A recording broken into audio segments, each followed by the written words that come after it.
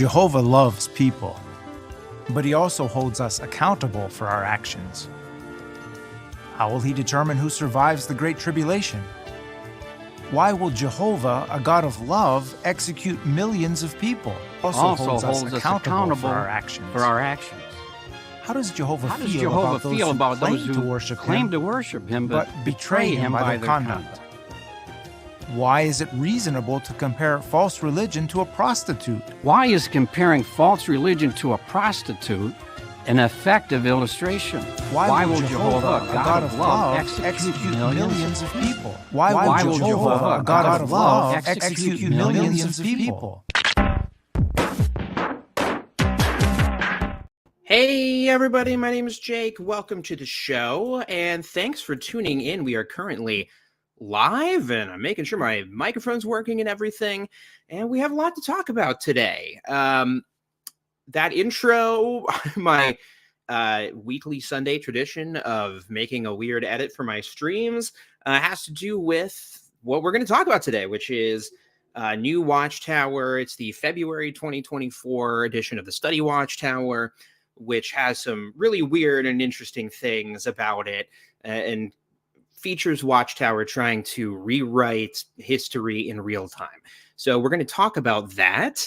And I also want to talk about, just before we get into everything, I had the idea to make this intro, and I couldn't find the original Anthony Morris version of that chapter intro. That the intro to the stream I just did, where it shows Anthony Morris and Gage Flegel side by side, it's because after Anthony Morris was removed, he was replaced with Gage Flegel in the meeting workbook. And this is something I know because of a YouTube channel I really like called Self-Aware NPC. And they thankfully made a video showing those two things side by side. I didn't want to just steal her work, but I couldn't replicate it. And thankfully that channel exists. She just announced that she's going on a break for a little bit. And so I just wanted to give her a shout out. This channel is absolutely fantastic. Really good, like, informational videos. It's like one of those channels that just like showed up in my feed one day, clicked on a video, and it had me hooked. And you know, I'm glad that I don't know Self-Aware NPC at all, but glad to see they're taking a break. It can be really triggering dealing with this stuff. I don't know their full situation. Maybe they're PMO, but that's a tough time. And their videos really inspired me. I think my channel, I had gotten more into making sort of like looser, jokier content, and seeing their videos really, I loved them, and they reminded me of what got me into making my channel in the first place, which is more like informational deep dives into a subject. And so if you've liked the last few videos I've done that are more like that, thanks Self-Aware NPC for kind of inspiring me to go in that direction. So anyway, I just wanted to give them a shout out. And then I want to actually, why not, while we're here, just show this little bit of evidence that Jehovah's Witness leadership intend to just push on ahead and pretend like Anthony Morris never existed, because this actually has to do with what we're. So let's see here. This time, his video introducing Chapter 15 of the Pure Worship book was replaced, again, with Brother Flegel of the governing body. The video is a word-for-word substitution. Jehovah loves people. But he also holds us accountable for our actions. How does Jehovah feel about those who claim to worship him but betray him by their conduct? How will he determine who survives the Great Tribulation? Why will Jehovah, a God of love... What's really wild about this is, as far as I can tell, I don't think that NPC is doing any edits to the timing of this so that they're actually talking at the same time. It almost appears as if the pauses themselves are like scripted into whatever teleprompter they're reading, because their timing is on like the exact same level. It's really weird. Execute millions of people. At this point, Anyway, so I wanted to shout that out just because it's really weird. This shifting, I don't know, just replacing Anthony Morris. But this is all on my mind because of something that another amazing person in the XJW community pointed out. Larchwood, Larchington on Reddit. Larchwood is the brand. Larchington is their Reddit username. They pointed out in the new February 2024 Watchtower, which we're going to be looking at today, they did not bother to take a new picture of the governing buddy. No, these people are not my governing buddies. No, they're the governing body, not our buddies. I want to make that clear. But they didn't take a new picture. All they did was just remove Anthony Morris here and insert Jeffrey Winder and Gage Flegel here, which is crazy. It's crazy that they did that. And it's really, really weird because, like, okay, so they found the original version of it, and it's in the God's Kingdom Rules book. The old version of the God's Kingdom Rules book. So look at this. So this was the picture before, which also had, I don't know who that gray-haired guy is. I don't remember which governing body person that is. If somebody wants to fact check me on that. But that also has been changed. So this picture is no longer in the God's Kingdom Rules book because obviously they changed it when whoever this guy is passed away. Brother Aloha is what I'm choosing to think this guy's name is. No, okay. So I had this all pulled up, all perfect, and then I messed up and clicked out of all my tabs like an idiot. So let me share some good news of the kingdom with you, which is what's chapter. What was it? I don't remember. Fuck. It's like page 130. So what is that? Damn it all to hell. Well, it's even weirder. I've totally lost it. Everything is broken. I have failed. I've embarrassed myself for the last time. This is the last stream I'm ever going to do because this is devastating. No, okay, I can't find it. But anyway, that picture has also been replaced by a really just like kind of generic, just like silhouettes of the governing body. So anyway, I can't find that now. Very unfortunate. My brain died like mid-thought, and now this is the single worst stream I've ever done. But anyway, yeah. So screw that amazing segue that would have, I think, won an award for greatest segue of all time had I done that properly. But anyway, Dan Sidlick, that's the guy who Guy Pearce. That sounds right. The person who the old guy who is taken away from us, taken away too soon. Oh man. Sorry, you take a week off from streaming and you apparently completely forget how it works. Okay, well, let's get into this. So this picture of the new and improved governing body is in this Watchtower, the February 2024 Watchtower. And I want to talk about this article because there's a lot of crazy stuff. I thought about doing just a full, like, whatchamacallit, like, video rebuttal to this. Sorry, my brain is awful. Would it surprise you to hear that I took some edibles earlier and they're kicking in now? Edible what's? I won't confirm on stream. But by the way, want to shout out my buddy Danny here. We got Dax the Scholar. We got, I believe, Kim Silvio. So many like cool people I know through the IRL adjacent grapevine. Ron Pimo. I say IRL adjacent because I have not actually met them in real life. But anyway, this is awful. This is the worst stream I've ever done. And we're going to really pull it around here because this is a Watchtower article, everybody. That means I get to do the thing where I do voices. And don't we all love that so much? No, I don't know. Let me take a drink of water and reset my whole vibe. The energy is going to shift following this sip.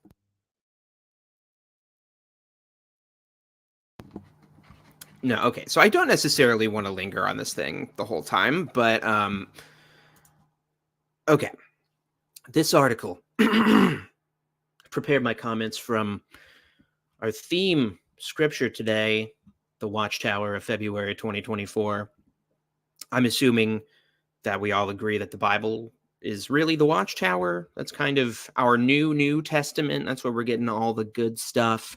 And yeah, this for the most part is sort of a generic governing body good article that we've gone over like a million times on the channel. But they're employing some new arguments that I have not seen them make before. And I'm pretty sure and I know this is going to sound unbelievable, but I think they lie at some point. I think they actually say some lies. First of all, we have to just critique while we're here. I have to do a quick Jake's Nitpick Corner, which is that they use this exact introduction format a bunch. Stop me if you've heard this one before. Imagine that you are lost in a forest. Danger lurks around you. Wild animals, disease-carrying insects, poisonous plants, and rocky terrain. How grateful you would be for an experienced guide who knows where the danger is and how to steer you away from it. How grateful you would be! Exclamation point. This world is like that forest. It is filled with danger that especially threatens our spiritual health. But we have a perfect guide, Jehovah. He leads us away from the danger and toward our destination, everlasting life in the new world. I feel like every Watchtower has more or less this exact introductory paragraph, but it'll be like, imagine you're lost in the desert. How you need someone to have a map! Exclamation point. And oh, Jesus is that map. And oh my goodness, imagine you were walking at night, but somebody came up behind you and you had a lantern. That you would just fall down and join Jehovah's Witnesses immediately, wouldn't you? Yeah, I believe we do have a Cubone in the background. Oh, wait, you're talking about Cubone in chat. We have a Cubone in chat. I was like, oh, we might have a Cubone plushie back there. We've got a few Pokemon plushies. But anyway, we like to keep track of their lazy, I don't know, remakes, reboots. They've done this before.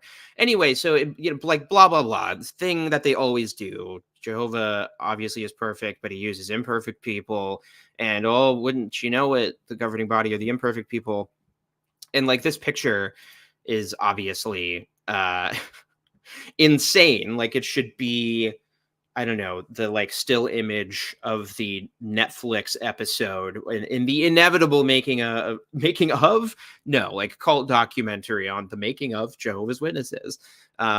Just the way that they put themselves side by side with Moses and some other person and the first century guys who met that one time who they call the governing body. Yeah, it's ridiculous. But before we get into their logic here, I want to get into the new flavor that they're adding here. Okay. So it's worth remembering that they're like, okay, for 40 years thereafter, Moses continues to depend on the pillar of cloud. On the pillar of cloud? Shouldn't it be pillar of clouds? One pillar of one cloud? Okay. To guide God's people through the wilderness. For a time, Jehovah placed the pillar above Moses' tent, where all Israel could see it. From the pillar, Jehovah spoke to Moses, who in turn conveyed his instructions to the people. The Israelites had ample evidence that Jehovah was using Moses to guide them. So, like, okay, the Israelites' example is there was an insane, miraculous, supernatural event that happened that made a big pillar that was just one cloud, making a super cloud pillar above Moses' tent or whatever. That was the evidence that the Israelites had. Sadly, most of the Israelites rejected the clear proof that Jehovah was using Moses as his representative. And so they're saying that today people are also rejecting clear evidence. And so they do the same thing in the first century, right? The majority were glad to follow the instructions they received. But they say, why have some rejected clear evidence? Why have some? Just some, not to name names, Tony. But why have some rejected clear evidence? And let's get some voice recommendations here. I want to say, Chris Martin from Coldplay got some good feedback last time. I'll do a little Chris Martin. And it might go a little something like this. Why have some rejected clear evidence that Jehovah is using human representatives to guide his people? In many cases, it has been because of selfish motives. For example, some Israelites refuse to accept Moses as a divine... I can't do that. That's too hard on my whole facial apparatus. Okay. And also, this is important. I shouldn't fuck this up. The thing they're saying is actually kind of crazy. And I'm getting distracted at my own voice. In many cases, people reject clear evidence because it has been because of selfish motives. That's how they worded it, not me. For example, some Israelites refused to accept Moses as a divinely appointed guide because they were overly concerned with their own status. For similar reasons, many rejected Jesus, despite the miracles he performed. On the other hand, humble ones with a heartfelt love of truth have seen the powerful evidence that Jehovah is using appointed men to guide his people. Following that guidance always leads to blessings. Oh boy, I can't read today. We're not in good place. Good place? We're not in good place. I'm also getting stressed because the amount of people watching keeps going up as I feel the stream getting worse and worse because of me and my own inability to read in the voice of just Chris Martin for 5 seconds. So this is really crazy. And this kind of goes along with the video that I just put out about how Watchtower deflates criticism by bringing up the criticism, but then not responding to it. So I would think if I was a witness, oh, okay, so why are some people rejecting the clear evidence that I see as a witness that the governing body are the faithful and discreet slave? So you think that's the question they're going to answer, but they don't do that. They instead say, well, here's why some of the Israelites didn't believe it was that Moses was basically proto-governing body member prime, the beta test of governing body members. And then the first century congregation, I don't know, people even denied miracles that Jesus did. And that's the same thing as you doubting the governing body now. This is a completely false equivalency. If you accept the Bible as being true, then you believe that any Israelite who didn't believe in Jehovah, didn't believe in the Red Sea being parted, which they all would have seen, this miraculous thing. They would have seen all the plagues and obviously this crazy cloud. Whereas if you're a Jehovah's Witness now, the only thing you're seeing is they make a lot of videos. They print a lot of books. Can you believe how many videos they make? And would you look at that? They don't claim to be perfect. They say they can make mistakes sometimes. So it doesn't really, I don't know. This is very weird. This is kind of an amazing example of what that entire video is about. They have brought up a good criticism and then just don't acknowledge it at all. So, okay. Here's where we get into things that are a little different. Some the same, some different. I found paragraph 11 interesting. Let's see here. I'll do the old-timey voice because we're talking about the 1800s. We're talking about 1914. Jehovah continues to lead his people today. He has been doing so by means of his word and his son, the head of the congregation. Can we see evidence that God has also continued to use human representatives? Oh, my voice cracked. I just hit puberty mid-impersonation. Consider, for example, certain developments that took place in the late 1800s. Charles Taze Russell and his associates began to discern that the year 1914 would mark a turning point regarding the establishment of God's kingdom. In reaching that conclusion, they depend on Bible prophecy. Well, okay. Let me slow down so I can read this. In reaching that conclusion, they depended on Bible prophecy. Was Jehovah guiding their Bible research? He clearly was. Duh. In 1914, world events confirmed that God's kingdom had begun to rule. World War I broke out, followed by pestilences, earthquakes, and food shortages. Jehovah was indeed using those sincere Christian men to help his people. So on one hand, it's kind of the same old shit. It's reheated spiritual light again. But I did find it interesting that they actually mentioned Charles Taze Russell.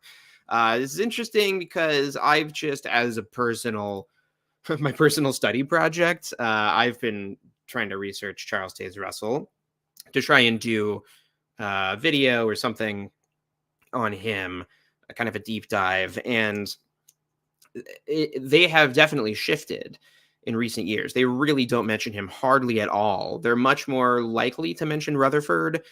And in fact, I would have to check the latest book, but the previous study book they were using didn't mention Charles Taze Russell at all. They only mention that Bible students got together and let Scripture interpret Scripture. So they are, I don't know, bringing it back, bringing it around town. Hey, by the way, catching up here, but Cubone fan, thanks for the super chat, was the pillar of cloud from Moses smoking those good hallucinogens. I mean, Moses has a lot to answer for with the burning bush. No miracles before he starts burning the old bush. After he burns the bush, that guy's seeing miracles like every single day. So it's a little sussy for sure. Anyway, so they mentioned Charles Taze Russell, kind of interesting, but their wording is super careful because if you know about Jehovah's Witness history, you know that Charles Taze Russell was not even the first person to actually come up with this 1914 calculation. He is one of several other wannabe theologians at the time who have picked up on this. And the only thing that Charles Taze Russell added to it that I understand is his addition of the pyramids of Giza, then the angle of the pyramid adding up to 1914 or some crazy nonsense, which now that is no longer canon. So his one addition to that is not even a thing anymore. And they are once again not saying the truth. The truth is, of course, they were preaching that 1914 would be the end of all things, and that the kingdom invisibly started ruling in like 1879, 1874, something like that.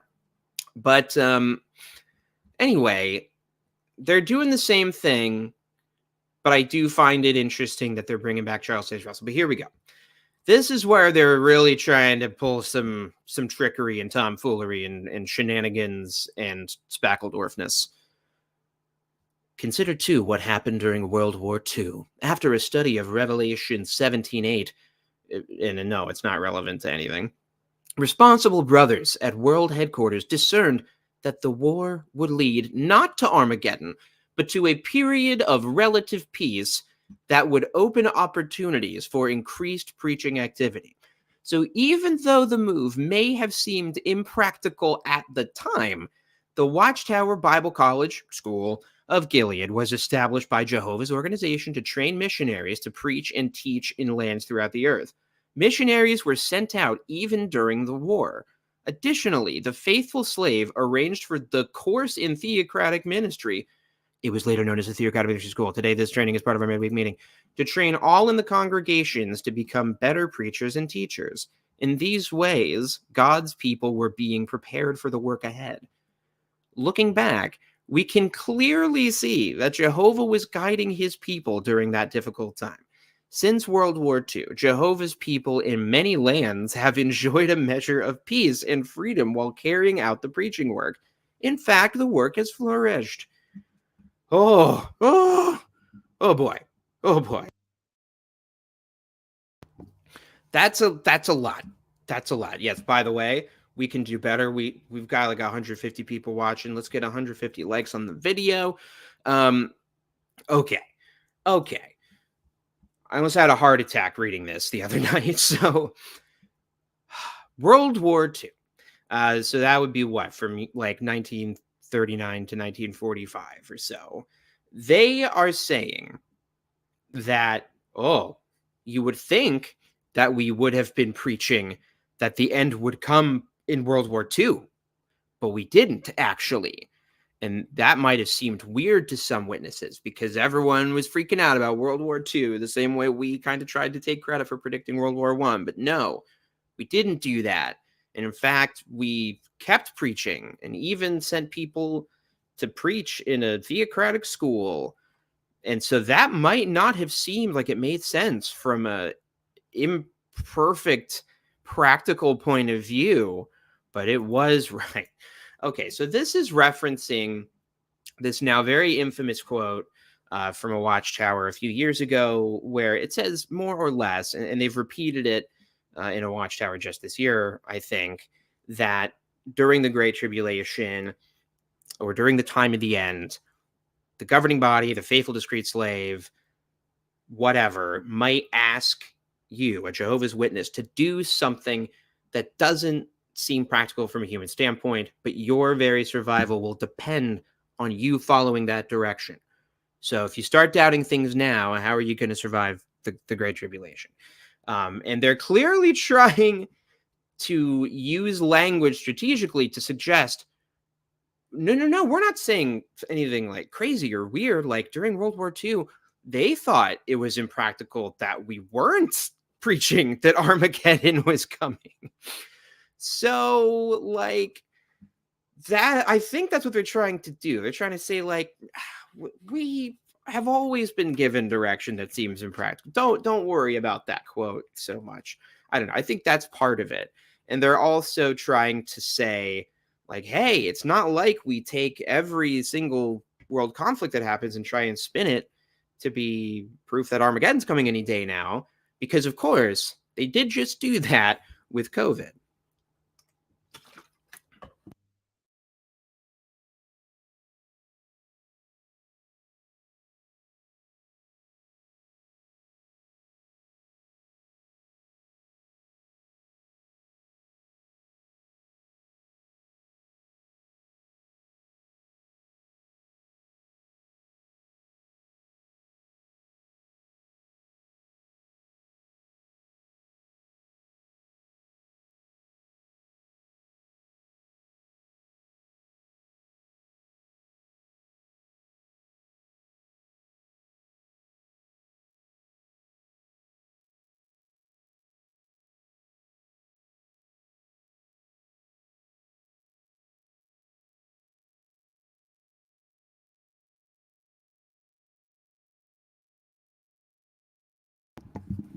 Oh, god damn it. Oh, no. How long was I muted for? Oh, man. Like a full 60 seconds. Okay. Let me know if you can hear me again. There's a little bit of a delay on StreamYard. Somebody is tampering with the microphone. Okay. 30-second stops. Okay. Well, once again, this has gone back to being the worst stream of all time. Now back to the worst stream of all time. Okay, so I actually have no idea how much of that you heard. I have absolutely no idea what the last thing I said was. The only thing I was saying is, like, during COVID, they absolutely were hyping up the end's coming any day now. And then it didn't happen, and they're kind of backpedaling by saying, like, oh, well, we just don't know. We can't be dogmatic about it. We'll give you more information when we know. Our people will call your people. And I think what they're trying to do is cite precedent, essentially, like the Supreme Court. They're saying, like, no, there's precedent for this. Remember World War II? We didn't say that the world was going to end. So anyway, I think this is probably not true. And so let's look at JW Facts, everybody. Okay. Yeah, sorry. I totally did dispense new light during that pause. So if you didn't hear it, that's on you. Okay. So in 1925, so this is obviously a full decade, over a decade before World War II would start, they started distributing this publication. Millions now living will never die. And yes, that very specifically was the teaching of that book. Sorry, I think I might have said they published it in 1925. That's not right. I think they published it in 1918. No, they first said it in 1918. Rutherford was giving this lecture series called The World Has Ended, Millions Now Living May Never Die. In March 1918, the title was changed to the more compelling The World Has Ended, Millions Now Living Will Never Die. And in 1920, Millions Now Living Will Never Die, the book. A book that Witness leadership will continue to reference, but will not quote directly for obvious reasons. It really is true. It really is true. Man, I don't know. I don't know if this one can stay on the channel. God damn it. So you're tuned in live for this exclusive stream, which will only exist this once and then never again. It'll be eradicated from the internet. And so, what kind of things were they saying in this book, which was still canonical, by the way, when World War II broke out? So, Millions Now Living Will Never Die. Here's what it said. Before I read this, I'm going to make sure people can hear me. What then should we expect to take place? The chief thing to be restored is the human race to life. And since other scriptures definitely fix the fact that there will be a resurrection of Abraham, Isaac, Jacob, and other faithful ones of old, that these will have the first favor, we may expect 1925 to witness the return of these faithful men of Israel from the condition of death, being resurrected and fully restored to perfect humanity and made the visible legal representatives of the new order of things on earth. This is what they had just been preaching. They had just been preaching that in 1925, the earth will be restored to its paradise state. And before then, it is definitely fixed by scriptures. He said, oh, you want me to cite a source? Scriptures. Fucking scriptures broadly prove it. And they believed that Abraham, Isaac, and Jacob and other patriarchs would be resurrected and would rule mankind on earth from the mansion that Rutherford bought for himself. So that was the thing that was happening. They also, in the way to paradise, by the way, no doubt many boys and girls who read this book will live on to see Abraham, Isaac, Jacob, Joseph, Daniel, and those other men of old come forth in the glory of their better resurrection, perfect in mind and body. It will not take long for Christ to appoint them to their posts of honor and authority as his earthly representatives. The world and all the present conveniences will seem strange to them at first, but they will soon become accustomed to the new methods.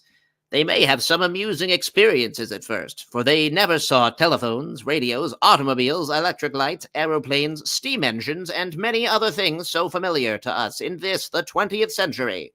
That last part I added. So this is what they're preaching. Now, obviously, 1925 came and went. They were calling it a proven fact from God, by the way. But I also think it's worth going into 1935. So this is just a couple years before World War II broke out. Watchtower long said, selection of the 144,000 anointed class closed in 1935. So this is confusing. But what they're essentially saying is, like, the Bible says there's going to be 144,000 people total ever who get to go to heaven. There are like more angels, I think, in heaven, but they are just like eternal beings, whatever. But from the time of Jesus' death to now, there are only ever going to be 144,000 people resurrected. And basically, they said that the door closed in 1935. Anybody born after 1935 not eligible for baptism. So obviously, they, during World War II, which, to remind you, we're going through this because they were saying in the Watchtower that they were not pressing the urgency of Armageddon during this time. They are saying that they preached that the war would lead to a period of peace. They don't cite any sources for this. And you got to think, if they had one example of something that even sounded remotely like that they would quote it in the Watchtower.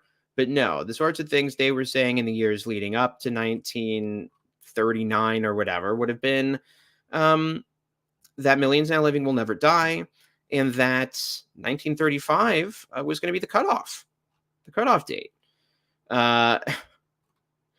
This is a fun little chart. Russell taught that the calling ended in 1881. Rutherford taught that it ended in 1931. Knorr taught that it ended in 1935.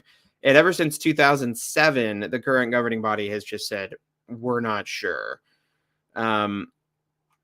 As late as 1945, the year 1931 was being referred to as the closing of the heavenly, I do it every goddamn time, heavenly calling. And you've got a quote here. But yes, they were still saying 1935. So even as the war was happening, they were saying that we're that close to the end, that there are no more anointed people. Like, can you imagine if they did that now?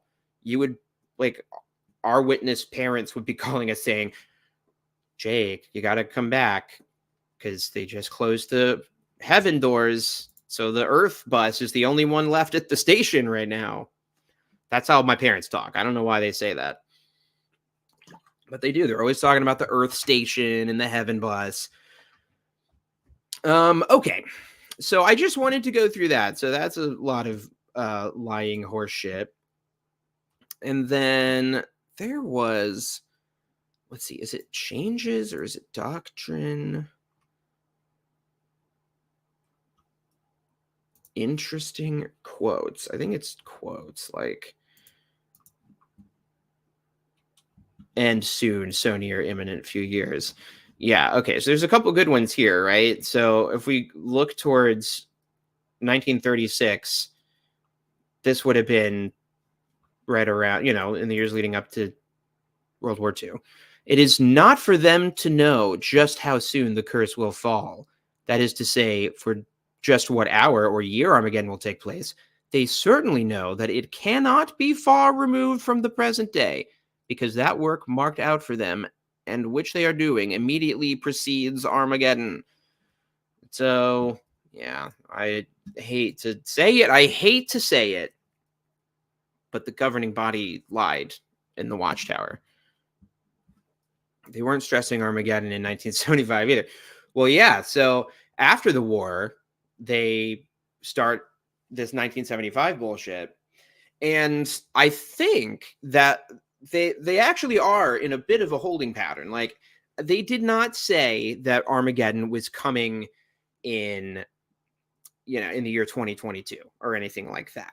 But I think that for a lot of witnesses, the start of the pandemic felt like, oh my God, well, if it's going to happen now, or if it's going to happen at all, it's going to happen now.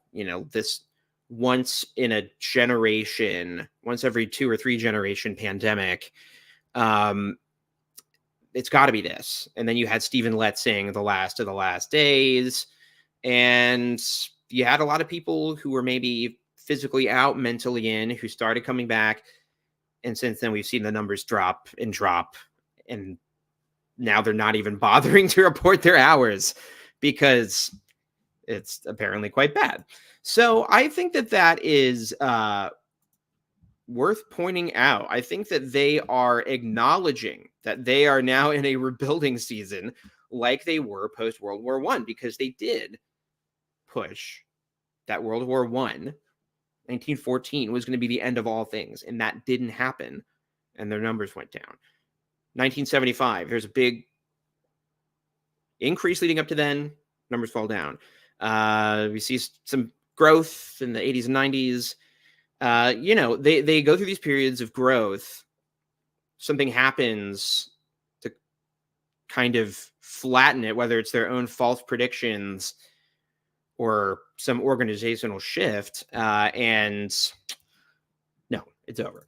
Okay, I just want to talk about this for 1 minute because this really sent me spiraling. This picture, the picture that they didn't even bother to retake, it's just the same picture with two new people photoshopped into it, which means they did have to sit them at more or less perfect angles to make sure that it fit the perspective of the picture, although it doesn't quite work because I don't think it's really clear that Mark Sanderson and Let are looking at Gage Fleeger here. It looks like they're looking at him and he's looking at Mark Sanderson and they're all looking at other people. I don't know.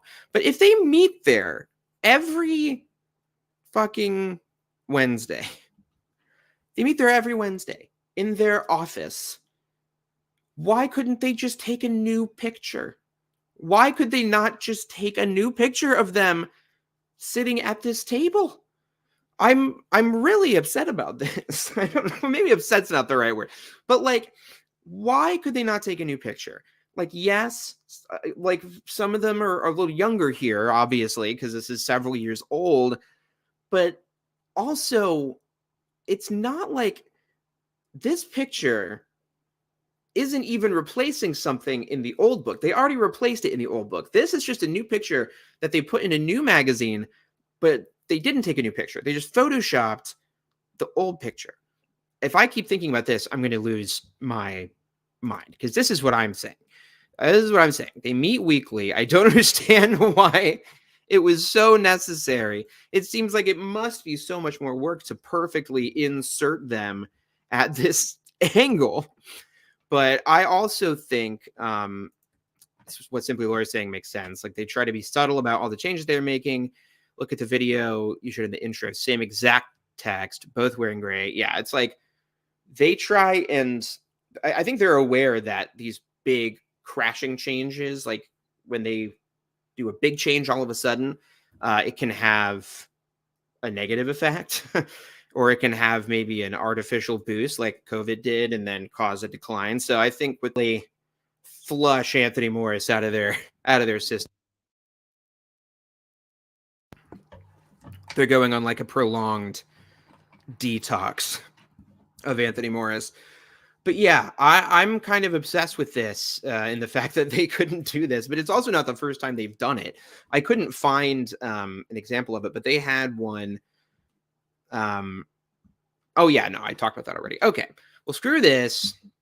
Screw that. My brain is fried and corrupted from Thanksgiving, everybody. I meant to say happy Thanksgiving.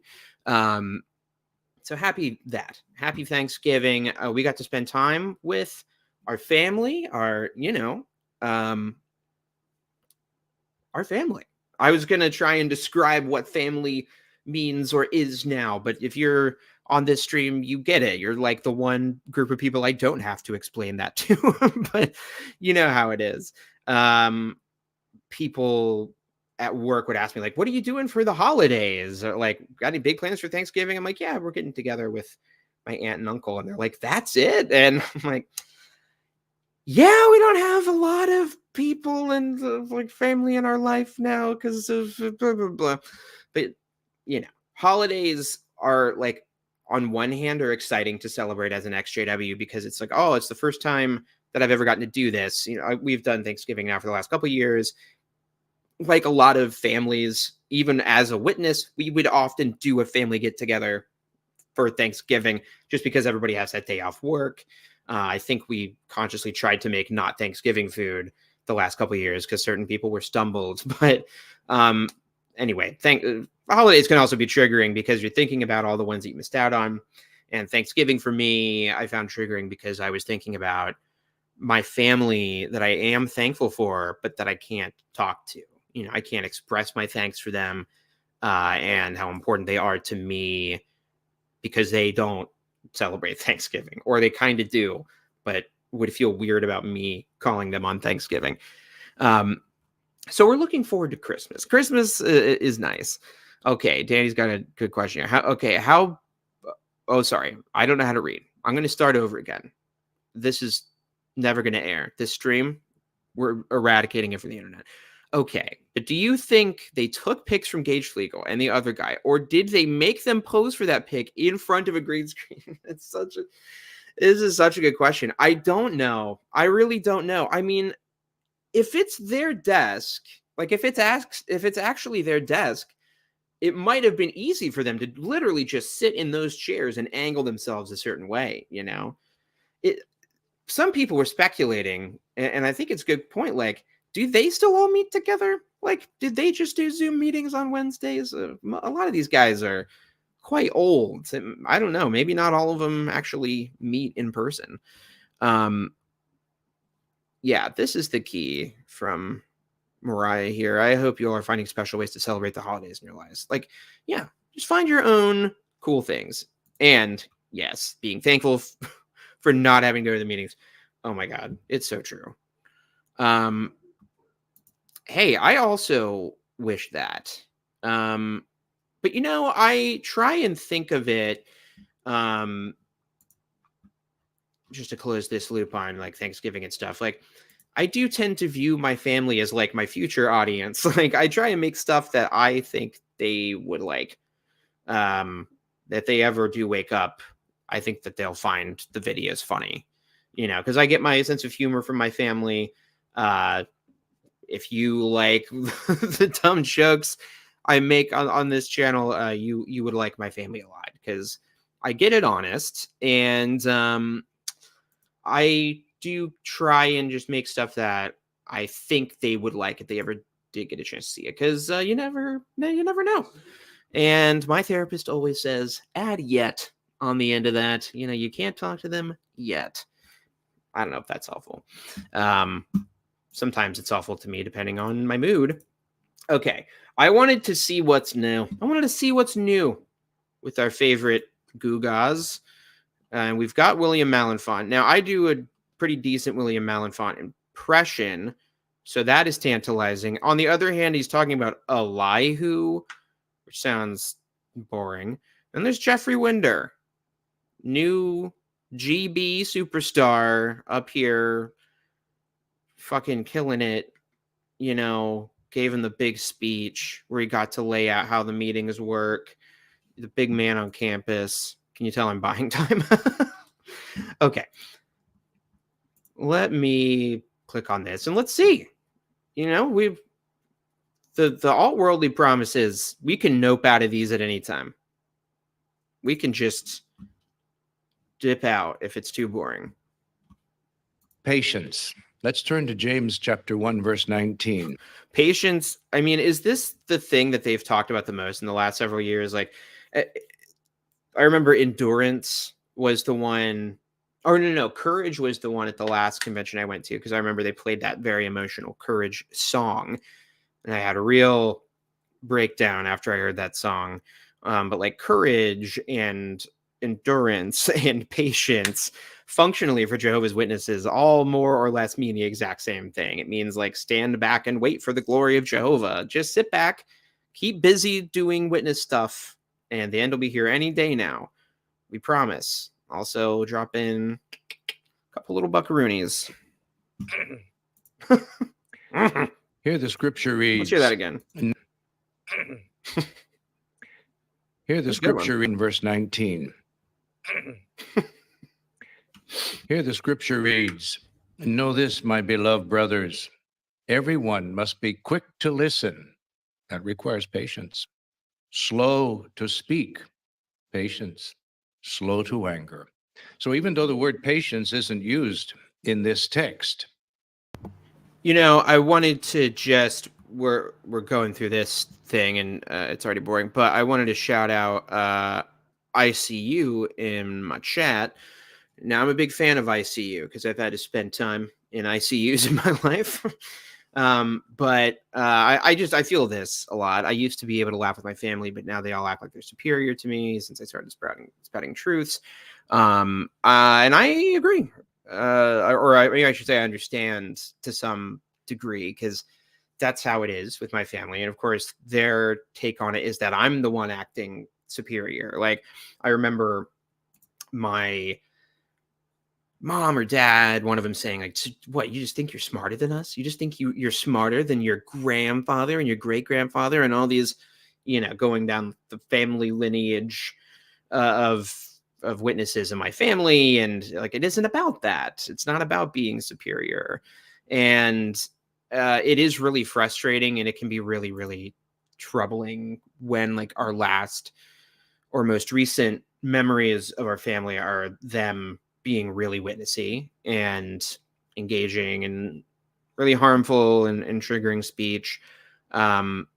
So I just hope like, it does get better, and it's cliche to say, but if you keep on just making peace with yourself and your own choices in your own life, you'll be able to make peace with them too. Like, you'll be able to remember the good times and the times when you guys were able to laugh. I've been able to not only have bad memories of my family at this point. I still get a lot of the anger, especially when it reaches like holiday times, and I'm thinking about the people I wish I could spend the holiday with, but I can't. But I also have found that I'm able to engage in some really positive memories, and that's been good. So I think it'll get better. People are saying don't isolate. That's a very good good advice. Like, yeah, be with people. Hey, that's right. I forgot. I got to talk about Malenfant. I got to talk like Malenfant. Natalie says she can. God's sending me messages in this guy's liver spots. He's got a constellation upon his head. We do have to exert patience, and it is speaking about patience. Clear my throat here. Patience is not only about waiting, it's also about how you wait. About waiting. What your attitude about waiting Your is, attitude and the about spirit waiting. you show while you're waiting. For example, you're in traffic. For example, you're in traffic. You're trying to get a damn car in front of you to just turn right at the intersection, and that motherfucker just won't move. Something like that. Stuck. You're in a long line at a store waiting to pay for the merchandise you'd like to purchase. You're getting very slow service at a restaurant. Or you're waiting for someone who is slow for an appointment or to complete an assignment. How do you wait? We want to wait with patience. We have a wonderful example. Great stuff. This is the kind of spiritual food you can only get from Jehovah's organization. If you're in a doctor's office and it's taken you a long time for your appointment, just be nice about it and don't become a Karen. Or like, if your food's taking too long at a restaurant, just remember that people get busy, and like leave them a nice tip anyway. What? It's so stupid. I mean, like, the real track they're laying is like, have a good attitude while you're waiting for our prophecies to come true, while you're waiting for your life to be proven to have not been a huge waste of time. Be patient with us. In the scriptures, Elihu is the man in Job. Elihu. Turn their example in the scriptures. Elihu is the man in Job. We'll turn there, Job chapter 30. Elihu is the man in Job. We'll turn there, Job chapter 32. We can learn some lessons about patience from Elihu. People are saying there's a speed. He had genuine love for Jehovah God and very deep respect for truth. And when he... Holy shit.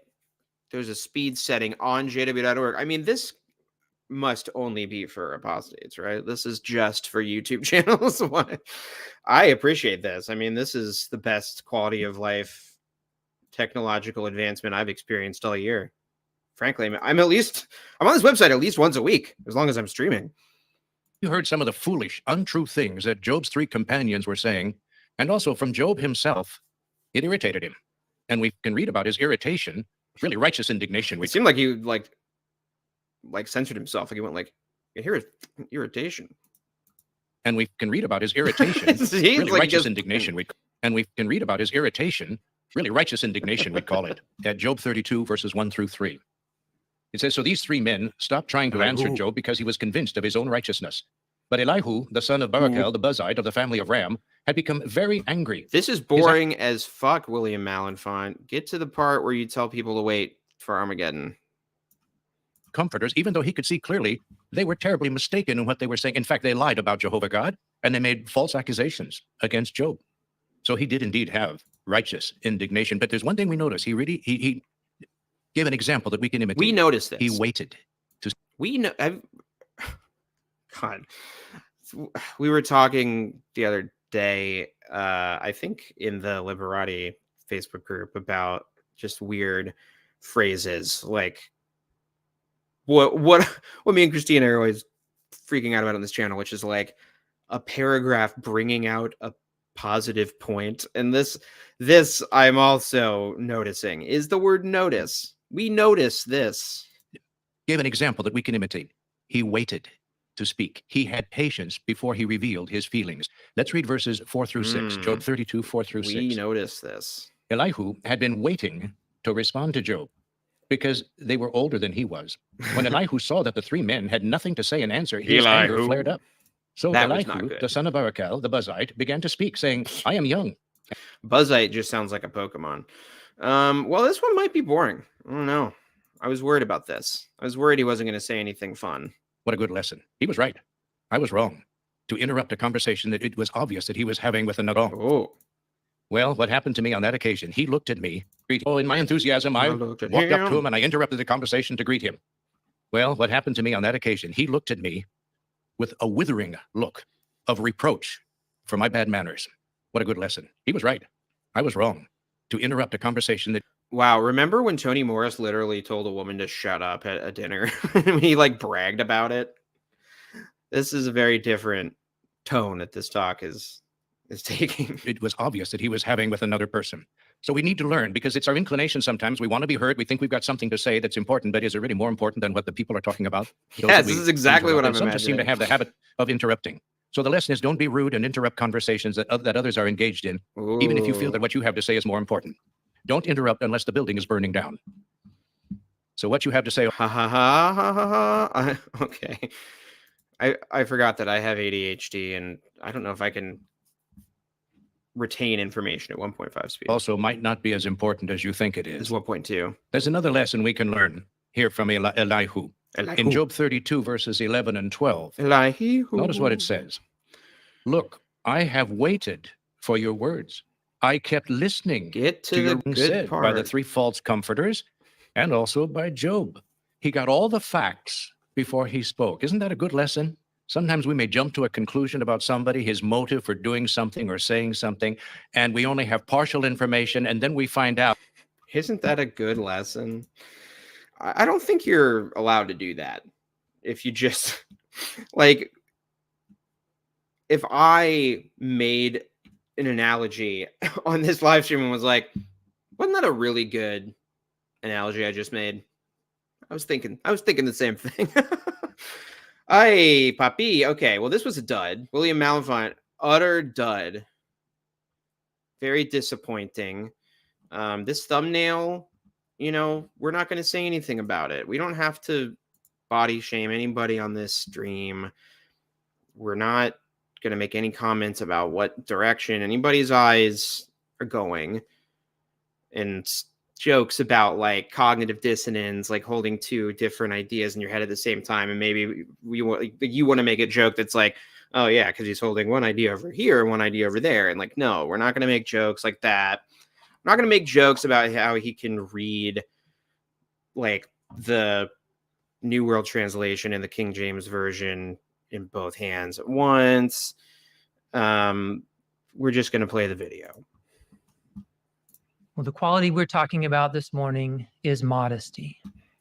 And one of the most powerful when he says we, he reasons means for displaying modesty is the kind of comment we won't be making. I'll start over. Well, the quality we're talking about this morning is modesty. And one of the most powerful reasons for displaying modesty is that it benefits others. By the way, modesty, we talked about this on stream a couple weeks ago, how humility just means subservience in practice. And I think it's the same thing with modesty. It's just be modest, shut up, and do what we're telling you to do. Why can we say that? That one of the most powerful reasons for displaying modesty is that it benefits others. It's because of Jesus' words here in the book of Matthew, chapter 22. Yeah. And without a doubt, a modest course pleases Jehovah. But in verse 39, the second greatest commandment is this: you must love your neighbor as yourself. Well, this too becomes a very powerful reason to cultivate and display this quality of modesty. They describe it like it's a video game, like earn modesty points so that you can boost that stat. Like you need to use it to upgrade it, like a Bethesda RPG. And interestingly, we see this aspect, that is modesty's effect on others, in the original language of the text. And the Watchtower said this. First of all, it defined modesty. It said in the Bible, they're going not to a dictionary, they're going to their own publication's definition of the word modesty, which if you've read Watchtower, you know that half their articles start with them quoting the dictionary. So I don't know. It seems like they're introducing themselves as the middleman. Modesty refers to having a proper estimate of ourselves and an awareness of our limitations. But then it went on to say, in the original language of the text, the emphasis seems to be on how that awareness should affect our behavior toward others. So then, with that in mind, let's look at 3 examples that highlight how modesty benefits others. And all 3 of our examples focus on giving advice to others, which is what our text comments also talk about.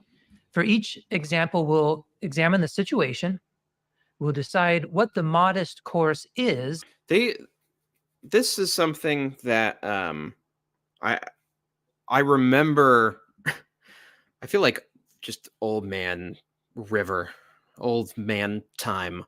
I don't know if either of those things are actual references, but I feel old because I feel like not all talks used to be like this. And I remember this shift happening where like we started to be given like specific direction about like break everything down into like points. Say like we're going to talk about 3 things: point 1, point 2, point 3, and then at the end review those points.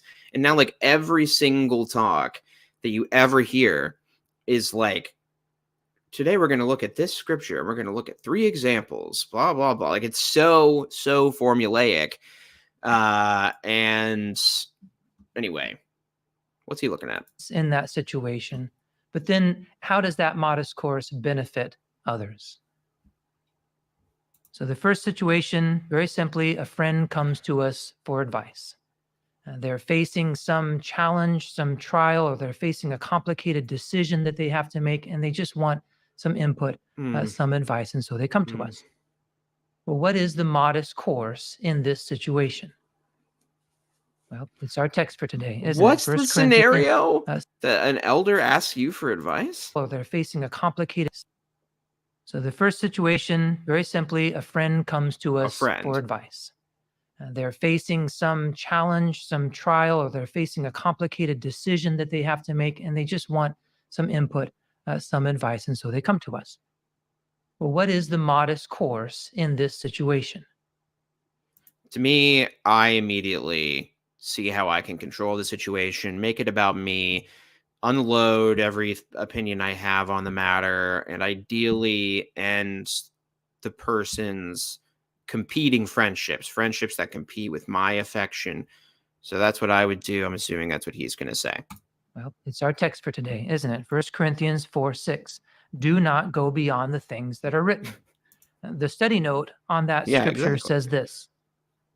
This rule implies that God's servants are not to teach anything that goes beyond the laws and principles expressed in God's inspired word, end quote.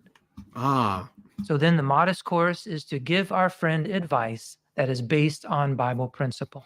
But Jeffrey Winder is giving advice, and his advice is just quoting a magazine that he essentially wrote. So he's allowed to just quote himself for advice. It's like, I don't know. It's like, it just would be like if Stephen King, you asked him for writing advice, and he's like, well, like that book Carrie says, don't dump pig's blood on a lady at a school. No, I don't know. But it's just like he's citing his own company's magazine, and it's not the Bible.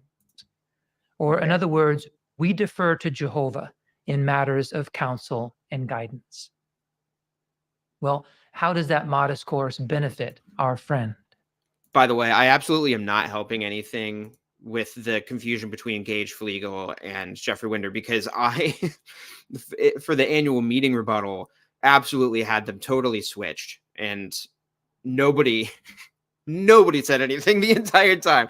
And that people love to, leave corrective comments if they can, which I certainly do. If you can tell someone they're wrong, it's great. It feels great. But nobody corrected me. These guys are just so swappable and anonymous. But I think we can say that this is Jeffrey Winder, and there is a difference between him and Gage Flegel, but I don't know. You kind of have to keep an eye on it. I don't know. I didn't believe in that joke, and I'm sorry that I tried. Well, first of all, it benefits them because, honestly, our opinion could be wrong. Isn't that true? Whereas no, I have not God's found word that to be is the case. perfect, and Jehovah's counsel is always beneficial.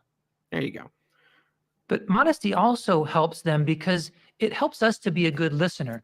We will modestly recognize that we need to know the facts. We need to understand the situation in its entirety as much as possible before we can identify which Bible principles our friend may wish to consider before they make their decision. No, I was going to make it. No, I was going to make a joke. In the end, modesty helps us because our counsel will be Bible-based, and it will more closely hit the target of what they need. This is actually what's going on, I think. Situation number 2. How do things change depending on the subject matter? I completely agree. Does not this man a Flegel look? Has he not the face of a Fleeg? There's just something about it. They look like opposite name havers. Of the advice being sought. I mean, he's way more of a So in this scenario, Gage. our friend is confiding in us a health problem that they're facing. And it's maybe a medical treatment that they're trying to decide on, and they're looking for some input. What's the modest course Someone's got in this situation? Stinky poops. That was my medical problem, as I have Crohn's disease, so a lot of times I would have diarrhea. So I'm assuming, let's just say somebody in the congregation, you need some help with your diarrhea. Well, we genuinely feel for our friend, and we want to help them in any way that we can. But here too, the underlying principle of 1 Corinthians 4:6 applies. That is, not going beyond the limits of our authority. Well, what is our authority in this I kind grant of a you situation full regarding diarrhea health authority. matters? Well, Full the toilet Watchtower privilege. said, Potty when privilege. faced with a health problem, each adult Christian must carry his own load of responsibility in choosing treatment. Like blood transfusions? Quote. Well, then, keeping that in mind, modesty will help us to think carefully before we offer our own medical advice or before we discourage them from taking a prescribed treatment. They're doing this because Jehovah's Witnesses have a huge issue with people buying into pseudoscience and, like, I don't know, like weird alternative medicine. That's the phrase I'm looking for. They get into a lot of like alternative medicine and pseudoscience, and like there was literally a witness in our hall who believed that she was a faith healer, but that she could heal people with vibrations and energy. Lots of people were wrapped up in like MLMs, like essential oils, like, and not just because they smell good. Like, I don't know. There is a lot of people giving advice. Like, I know, like I did have health issues. And so I definitely did have the thing of people coming up to me and being like, "Hey, have you tried this treatment? Here's what you should do." And a lot of times it was like, "Have you tried this oil? Have you tried this particular clover that you pluck from the side of a Swedish hill and then you put it under your tongue while drinking a smoothie?" People would say that to me all the time, word for word. So I think that's what they're doing. But at the same time, they have very specific medical mandates for their members as it relates to blood. But what can we do to help them? Well, certainly we can listen empathetically. Oh, We can wow. offer them our sincere, heartfelt sympathy and comfort. We can think about what practical help we can give them, and we can reassure them of our support for whatever decision they should choose to make. Like blood, like a full-blown blood And how does transfusion. that modest course benefit them? Well, it dignifies them in that it allows them the right to make the decision for themselves. This, I don't know, it does feel like they're trying to just be nicer after Anthony Morris left. Like that. That was my read on the changes they made during the annual meeting.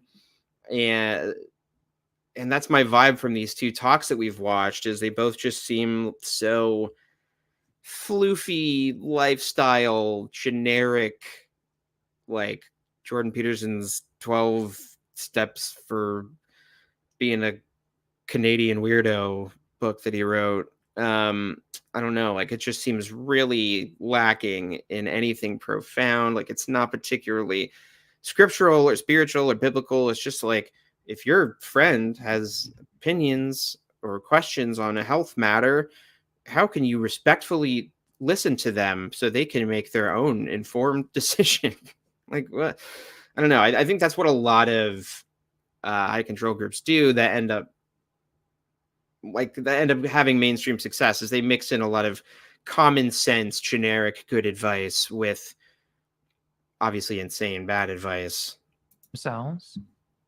It also protects them from any undesirable consequences in the event that our medical advice might not be the right one in their case. But it also provides them the love and the reassurance and the support that they need at that challenging time. Right. Yoga might demonize you, though. Situation number 3. How do things change depending on who needs the assistance? Elihu. So in this scenario, an elder, maybe a work overseer, becomes aware that a married sister on his crew or in his department is facing some challenge and maybe is in need of assistance. Well, what is the model? What? Okay. I don't know what this means. So I feel like I want to try and guess the angle that they're going for. I need to hear this scenario again, but they're teeing up something interesting. Needs the assistance. So in this scenario, an elder, maybe a work overseer, becomes aware that a married sister on his crew or in his department is facing some challenge and maybe is in need of assistance. Okay, an elder or work overseer on a witness construction project sees that somebody in his crew that he's the overseer of, who is a married woman, is having some kind of difficulty or issue.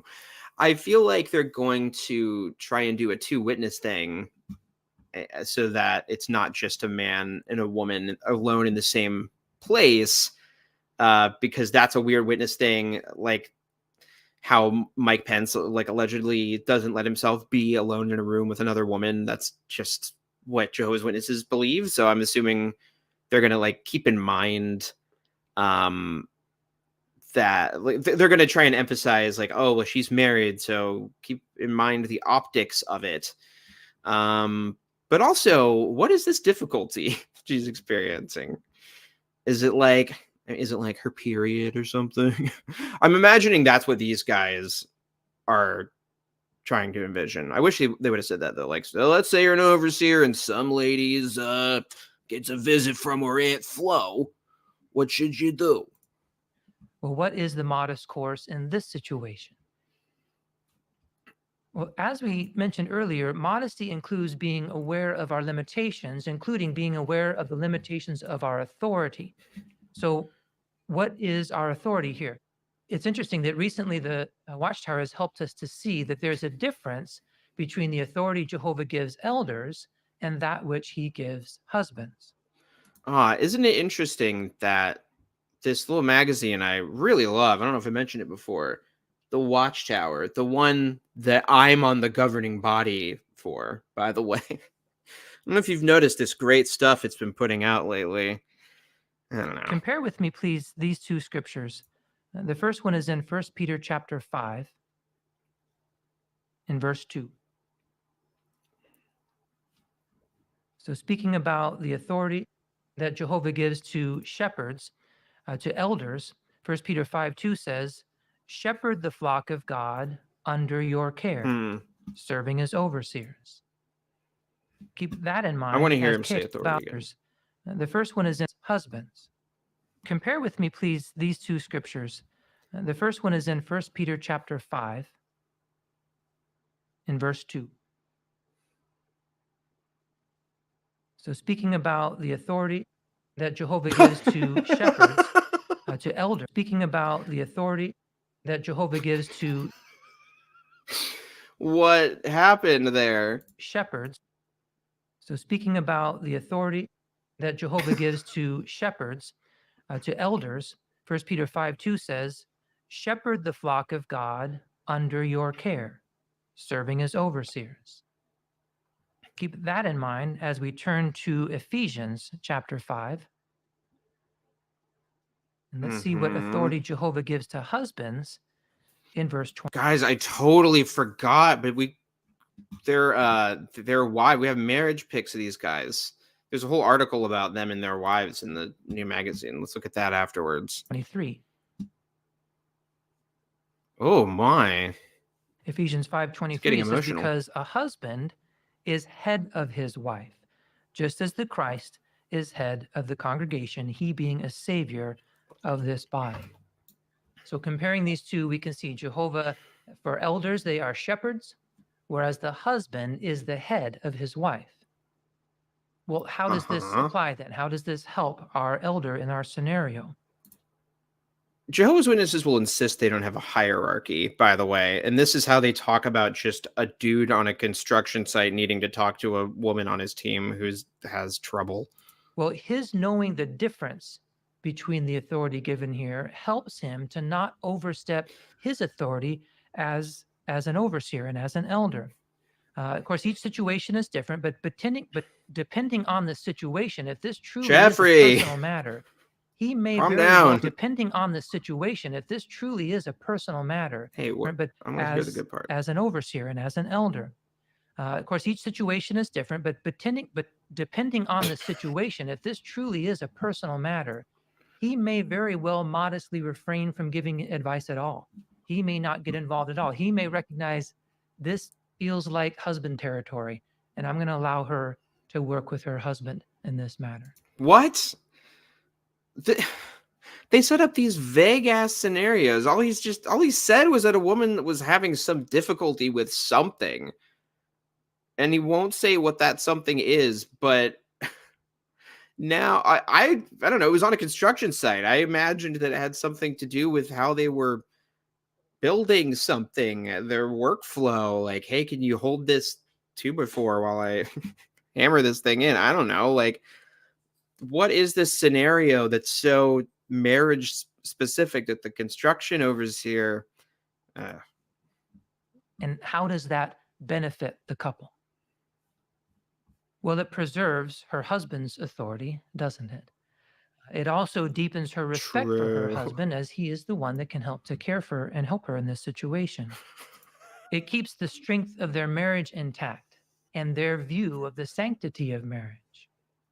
And it also avoids even an inkling of an emotional attachment forming between two people who are not married. Oy.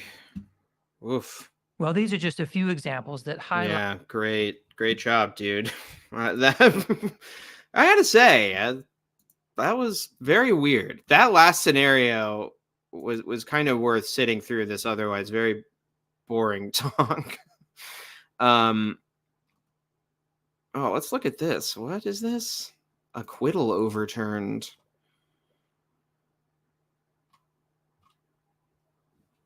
Update, acquittal overturned. Convinced of Jehovah's love and support. June 7th, 2022. Updated November 21st, 2023. On November 20th, 2023, the court of Kantimansi Autonomous Area, what? Overturned Brother Andrei Zhukov's acquittal. His case will now be sent for retrial. Because earlier, I guess in August, they acquitted him?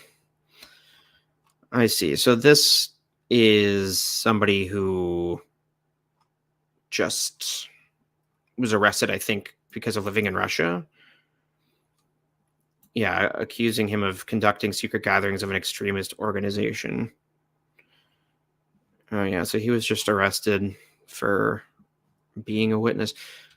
I don't know. I hate these articles because they make me really sad. They just remind me of the people who are currently rotting in prison because they're doing what they think is the right thing. Like, they think that they have dedicated their lives to God's one true organization and that they're going to be rewarded with paradise, with everlasting life in a paradise earth for waiting out this prison sentence, because this isn't the real world anyway. So, who cares if he spends this life in prison? He'll have the next life to not be in prison. It's very, very sad. And of course, they use it to keep people in. Okay, so I thought let's close out by looking at this little article here. Well, okay, Kim is making a point, which, this is what I don't understand. Now, I really don't understand how the Russian legal system works, but it seems like if you were acquitted, I don't know, the other side can't retry or can't, what? They can't retry the acquittal, can they? Unless new evidence came to light? Weird. But anyway, I think the issue with Russia's handling of this is not that the word extremist. It's that they have they're a dictatorship. So anybody who doesn't follow the Russian Orthodox Church can be imprisoned. And like, as much as I dislike this cult that I wasted my life in, and that's caused me a lot of pain, I am fundamentally against the idea of arresting people for worshiping in a certain way. I think that things like sanctions and forcing them to change harmful policies is a much better avenue, because all the Russia stuff does is solidify to members that they are indeed being persecuted, that they are indeed in the last days, and it's just going to make more of their members go to jail for doing stuff like that. It said mistrial, so you can retry the case here, but I don't know about Russia. Interesting.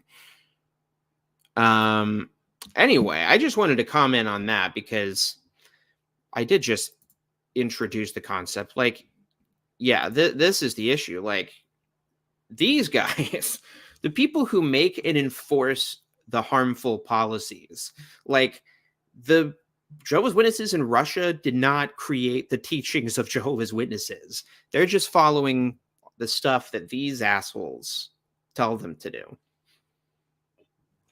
So if anybody's going to go to jail, it needs to be the people on top. I don't know. I think that's why they're always needing lawyers, because they are sloppy, but they are legally protected in a lot of ways as a religion. And, they have think tanks and millions of dollars to spend on lawyers and whatever. Sorry, I'm totally rambling now. For the first time ever in the history of the stream, I was rambling off topic. Okay, so I thought this was kind of interesting. Just a little peek behind the curtains at our two new friends who, at least until today on this channel, we did not recognize as being different people. And nobody cared. And, I still don't think people care. I think I was right to do it. And I think we should agree right here and now that nobody ever needs to get these two guys' names right. I've said my piece. Sorry to get political on the show. On Wednesday, January 18th, 2023, a special announcement appeared on jw.org stating that brothers Gage Flegel and Jeffrey Winder, or Winder, had been appointed to serve as members of the governing body, Jehovah's Witnesses. Blah, blah, blah, blah. Both brothers have a long history of faithful service to Jehovah. Sorry, just shifting my gait here. And they're standing in a Bethel display. Gage Flegel and his wife, Nadia, who does not get a last name and is just the wife. Gage Flegel, esteemed member of the governing body, first of his name. Also, his wife is here. What I thought was interesting about this is they are both born and raised members of Jehovah's Witnesses. And that is somewhat uncommon for the leadership because they're much older, and a lot of the leadership were people who technically converted in their late teens or early 20s or whatever. And so those governing body members have a slightly different perspective, even though it's now been overlapping generations since they were actually worldly people, quote unquote. I don't know which of the other governing body members were born and raised in the group. So they're a little bit different in that way. Even Ken Cook, I think, wasn't baptized till he was like 19 or in his late teens. I don't know. So anyway, Brother Flegel, raised in Western Pennsylvania, USA, by his God-fearing parents. So, well, we've got court cases in Pennsylvania right now, so keep an eye on that name, on the Flegel lineage. Brother Flegel's parents always encouraged him to enter the full-time service. They often hosted circuit overseers and Bethelites in their home, and Brother Flegel could see how happy these brothers and sisters were. Not long after baptism, he began regular pioneering.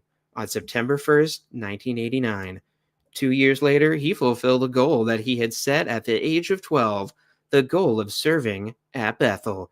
He began his service at Brooklyn Bethel in October 1991. Just a few months before I was born. Anyway. So, I don't know why I adopted that look, but now I'm interested in if they're reading their own story in the third person. Brother Flegel's parents always encouraged him to enter. It's Mark Sanderson. What? That's weird. Why would they not have them read their own life story? I don't know. That's weird. Like, isn't Anthony Morris's life story still on here? I was just curious about that. Okay. Thanks for the cameo, Mark Sanderson. But this, I don't know. This was also my upbringing, like our family would always host circuit overseers and Bethelites in our home, and I could see how happy they were. Sometimes it goes the other way. But I don't know. It's just interesting. It's interesting that this is a resume. Like, this is one of the leaders of God's one true organization on earth. And what do we know about him? Kind of in a normal, generic witness family. Worked in the bindery for 8 years, then worked in the service department. That's where all the spicy stuff happens. And so it's been noted by many people who leave the organization and have paid attention to this stuff, like Mark O'Donnell, that it seems that a lot of people who become governing body members or spokespeople for the governing body work in the service department, because a lot of their CSA records come from that department. And so people who make it through that department know the worst of the worst about the organization. That seems to be part of their trial by fire. served in Russian. Anyway, in 2006, he married his wife Nadia, who joined him in Bethel's service. So yeah, met a wife, Jeffrey Winder, and his wife Angela. Just four normal eyes there in that picture. And then, yeah, I think it's the same thing with Winder. Brother Winder was raised in Murrieta, California. He was brought up in the truth by his parents. I liked how Brother Fliegel's, his family were God-fearing by his God-fearing parents. That's a way that Jehovah's Witnesses can use dog whistles. Like, it doesn't say that he was born and raised a Jehovah's Witness. It says that he was born and raised by God-fearing parents. But you're only really a God-fearing parent if you're a parent who is a Jehovah's Witness. Otherwise, you're a parent who's in false religion. Anyway, yeah, they're just generic guys who went to Bethel and got promoted. Like, I don't know, does it ever strike anybody as interesting that one of the qualifiers to be the faithful and discreet slave means you have to have worked at the United States Service Department? Like, isn't it just clearly a matter of convenience that just they're already there in the building so people know them? I don't know. That stood out to me. Well, anyway, that's it. That's all I had. Sorry. We've really partied hard this weekend, I will say, in a good way. We've been able to be with family and been able to just hang out and recuperate. And it was really fun going through this with y'all. I think I'm going to do kind of an edity thing for a quick video next.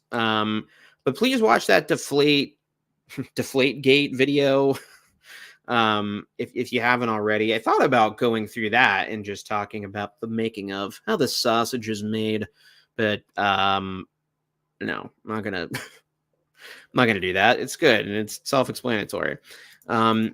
Also, I'm gonna play this clip I made because I thought it was funny. So thanks everybody for hanging out.